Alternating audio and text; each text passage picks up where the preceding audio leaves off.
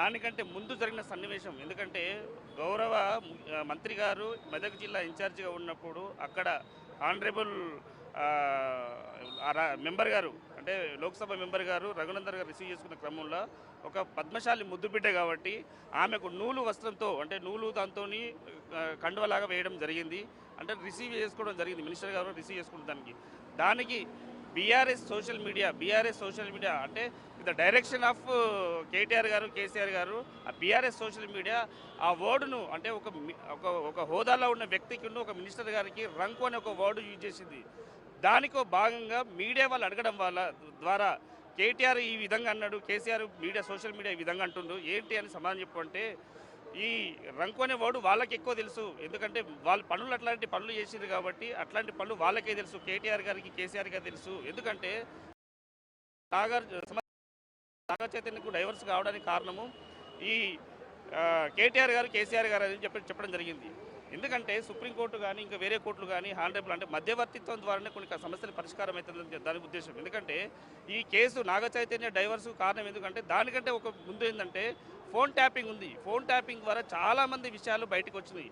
ఆ phone tapping విషయం ద్వారానే వీళ్ళ విషయాలు బయటకు వచ్చినామని చెప్పి ఉద్దేశం కొద్దీ దీనికి కారణము కేటీఆర్ కేసీఆర్ అని చెప్పి సంబోధించడం జరిగింది. దాన్ని చేసిన తర్వాత వీళ్ళు ఇంత అంటే దాని ఆమె తెలుసుకొని తెల్లవారి నెక్స్ట్ ఇది అంటే ఆమె పర్సనల్గా వాళ్ళ పేరు తీయడం వల్ల నేను ఆ వ్యాఖ్యలు వెనుక తీసుకుంటానని చెప్పడం జరిగింది. కానీ ఈ బీఆర్ఎస్ సోషల్ మీడియా కేటీఆర్ యొక్క డైరెక్షన్తో దీన్ని ఎక్కువ చేసి దానికంటే ముందు ఎందుకంటే వాళ్ళు నాగార్జున కేసు వేయడానికి ఎందుకంటే గవర్నమెంట్ మీద అంటే వ్యక్తిగతంగా ఈమెను ఒక బీసీ లీడర్ అని లేకుంటే ఈ గవర్నమెంట్ కూడా బుద్ధజల్లే ప్రయత్నంలో వాళ్ళు ఏం చేశారంటే ఇన్కన్వెన్షన్ను సాకుగా చేసుకుని ఇన్కన్వెన్షన్ కూలగొట్టింది కాబట్టి దాన్ని సాకుగా చేసుకొని నెక్స్ట్ ఏంటంటే పరువు నష్టం దావా వేస్తే ఇది సోషల్ మీడియాలో గిరా తిరుగుతుంది. తిరిగిన తర్వాత గవర్నమెంట్ మీద ఎఫెక్ట్ పడి ప్రజలలో ఒక నెగిటివ్ థాట్ వస్తుందని చెప్పి ఒక సంకుచిత అంటే చిన్న ఆలోచనతో వాళ్ళు చేయడం జరిగింది. యాజ్ పర్ అంటే ఈ స్టేట్మెంట్ ప్రకారం కేసు హానరబుల్ ఫస్ట్ స్పెషల్ కోర్టులో వీళ్ళు వేయడం జరిగింది. దాంట్లో స్టేట్మెంట్ ఏముంది, ఆ రోజు కొండా సురేఖ్ గారు ఏం మాట్లాడారు, దానికి సంబంధించి ఎందుకు ఈ డిఫమేషన్ వస్తుందని చెప్పి వాళ్ళకు తెలియాల్సిన అవసరం ఉన్నది. ఏంటంటే ఆ స్టేట్మెంట్ ప్రకారం ఏంటంటే ఆమె చెప్పిన ప్రకారం అండ్ ఈ పిటిషన్ ప్రకారం నాగ చైతన్య డివోర్స్ 100% కేటీఆర్ చేయబట్టే అయ్యింది. ఎందుకంటే ఇన్కన్వెన్షన్ హాల్లో కూలగొట్టద్దు అంటే సమంత నా దగ్గరకు పంపాలి అని ఆయన డిమాండ్ చేశారు. సమంత గారిని వెళ్ళమని నాగార్జున వాళ్ళు ఫోర్స్ చేసిండ్రట. సమంత నేను వెళ్ళను అంటే ఎందుకంటే పెద్ద ఇన్కన్వెన్షన్ కూలగొట్టద్దంటే పెద్దవాళ్ళు ఉండగా నేను ఎందుకు వెళ్ళాలి అంటే ఒక లేడీ అయ్యి నేను ఎందుకు వెళ్ళాలి, దీనికి డైవర్స్కి ఏం సంబంధం అని చెప్పి ఉద్దేశం సంబంధించడం జరిగింది. దాన్ని వేరే రకంగా సోషల్ మీడియా వేరే రకంగా ఆలోచించి ఈ పరువు నష్టం దావా వేసే వరకు తీసుకొచ్చింది.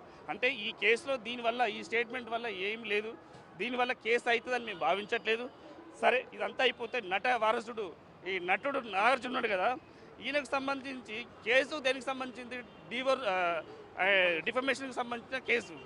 దానికి సంబంధించి అక్కినే నాగేశ్వర ఎప్పుడు పుట్టిండు, నాగార్జున ఎప్పుడు పుట్టిండు, నాగ చైతన్య ఎప్పుడు సమంత్ ఎప్పుడు వచ్చింది, ఈ పిటిషన్లో ఇవన్నీ వచ్చినాయి. ఎందుకంటే మీరు డిఫమేషన్ గురించి మాట్లాడండి. ఆ డిఫమేషన్లో ఏమున్నది, ఎందుకు అట్రాక్ట్ అవుతుంది, ఎందుకు అట్రాక్ట్ కాదు అది తెలుసుకోండి. సో మేమేమంటున్నాం అంటే ఈరోజు కోర్టు వారు వాదనలు విన్నారు, రేపటికి వాయిదా వేయడం జరిగింది. ఎందుకంటే స్టేట్మెంట్ నాగార్జున గారి యొక్క స్టేట్మెంటు ఇస్తారేమని మేము భావిస్తున్నాం. అది ఇస్తారో లేదో అని చెప్పి మేము అనుకుంటున్నాం. ఇవ్వకపోవడం కూడా జరగవచ్చు. ఎందుకంటే దీంట్లో కేసులో ఏమీ లేదు. ఇంకొక విషయం ఏంటంటే టీపీసీసీ లీగల్ సెల్ పక్షాన మేము నాగార్జున గారి యొక్క విషయాలు కూడా మేము బయటకు తీస్తున్నాం. ఆర్టీఐ ప్రకారం డెఫినెట్లీ వాళ్ళ మీద కూడా మేము పరువు నష్టం దావా వేస్తాం. ఎందుకంటే మా యొక్క బీసీ మహిళా మంత్రిని అగౌరవపరుస్తూ ఈ విధంగా కేసులు వేయి అవాకులు చావాకులు చేయడం ద్వారా ఈ బీఆర్ఎస్ సోషల్ మీడియా కానీ ఈ కేటీఆర్ కేసీఆర్ కానీ చేయడం వల్ల మేము వ్యక్తిగతంగా మేము కూడా చాలా బాధపడ్డాం. ఎందుకంటే ఒక మహిళా మంత్రి ఈ విధంగా చేయడం వల్ల మేము కూడా వాళ్ళ మీద పరువు నష్టం దావా వేస్తాం. మేము కూడా రేపు మా లీగల్ సెల్ చైర్మన్తో మంత్రి గారు ఏం చెప్తున్నారు? ఇప్పుడు ఆయన డిఫమేషన్ 100 కోట్లు కేసారని చెప్తారు. మంత్రి గారి వర్షన్ ఏం చెప్తున్నారు? మంత్రి గారు అదే చెప్పానండి. మంత్రి గారు అంతకుముందు జరిగిన ఏమంటే ఒక నూలు వస్త్రం వేయడం వల్ల నన్ను ఒక రంకు అనే ఒక వర్డ్ యూజ్ చేసిండ్రు.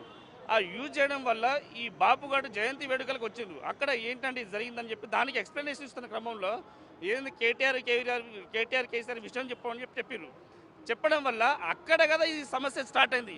ఇది వాళ్ళు రంకుల గురించి దాని గురించి మాత్రం మాట్లాడుతున్నారా? వాళ్ళు కదా చేసింది. ఎందుకంటే ఫోన్ ట్యాపింగ్ చేసింది ఎవరేం మాట్లాడుకుంటారు, ఎవరికి సంబంధాలు ఉన్నాయని చెప్పి విషయాలు వాళ్ళు కదా బయటకు పట్టింది.